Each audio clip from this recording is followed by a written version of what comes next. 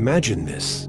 A woman leans back, her gaze flickering with disinterest as the man before her stumbles over his words, desperate to impress her.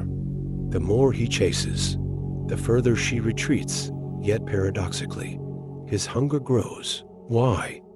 Because she has mastered the deepest manipulation techniques in psychology, reverse psychology, the art of wielding absence as presence, indifference as allure. Nietzsche once wrote, "The true man wants two things, danger and play." And here, she offers both, by refusing to offer anything at all. What if the key to attraction isn't pursuit, but surrender? Not persuasion, but the silent art of suggestion? The greater the resistance, the fiercer the obsession. Why does the human mind rebel against ease and crave the forbidden? You've felt this pull before, this invisible leash, but who truly holds it? And what happens when you realize you've been playing a game designed long before you even sat at the table? The game is ancient, older than civilization itself.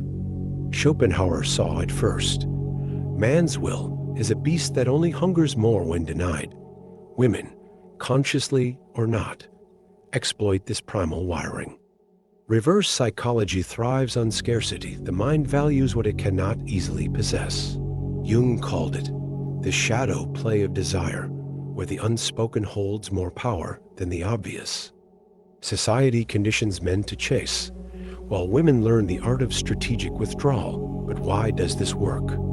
Nietzsche warned, when you stare into the abyss stares back. The moment a man senses resistance, his psyche interprets it as value, an evolutionary trap. The more she retreats, the more his brain inflates her worth, mistaking indifference for mystery. This isn't manipulation in the crude sense. It's the dance of human nature itself.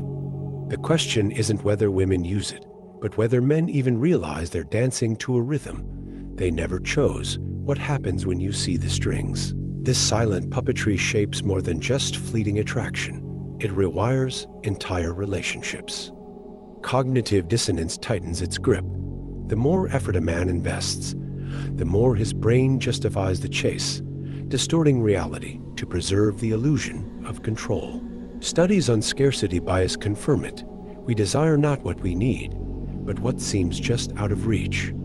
Cultural myths romanticize the hard-to-get woman, while pathologizing male hunger as weakness. Yet the darkest consequence, a generation of men conditioned to conflate love with conquest, intimacy with victory. Huxley's warning echoes. The most insidious prisons are those we mistake for freedom. When every glance, every withheld text, becomes a calculated move in a game neither gender fully understands, who truly wins? The tension escalates, but the script remains unchanged until one dares to question it. What if the only way to win is to stop playing? The escape begins with a single blasphemous thought. What if you walked away? Not as a tactic, but as liberation. Nietzsche's Bermensch rises not by conquering others, but by mastering his own compulsions. Reverse psychology loses power when met with genuine indifference, when a man's worth is no longer hostage to another's attention. History's freest lovers, Casanova, Don Juan, succeeded not through pursuit, but by radiating a self-sufficiency that drew others magnetically. Here's the rebellion. Flip the script. Cultivate a life so rich that validation becomes irrelevant. Let her sense your absence. Frankl's wisdom applies. Between stimulus and response, there is a space. In that space lies our power. The moment you reclaim that space, the game collapses. Attraction then becomes a choice, not a compulsion, a dance where you lead, not follow, but the final revelation. It's even more unsettling. The deepest paradox? She doesn't hold the power you do. By believing her indifference is control, you crown her queen of a game she didn't create. Nietzsche's hammer strikes again. All things are subject to interpretation. Whichever interpretation prevails is a function of power.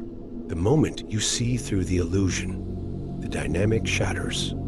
True attraction flows not from manipulation, but from the raw magnetism of a man who has outgrown the need to be wanted. Here's the sublime truth. The most desirable men transcend the game entirely. They neither chase nor flee, they are. Like Sartre's existential ideal, they create meaning on their own terms, radiating a presence that pulls others into their orbit. The final move? To realize there was never a board, only the stories we told ourselves. Now, look inward. Who will you be? The player, the pawn, or the one who walks away from the table forever? The choice, at last, is yours.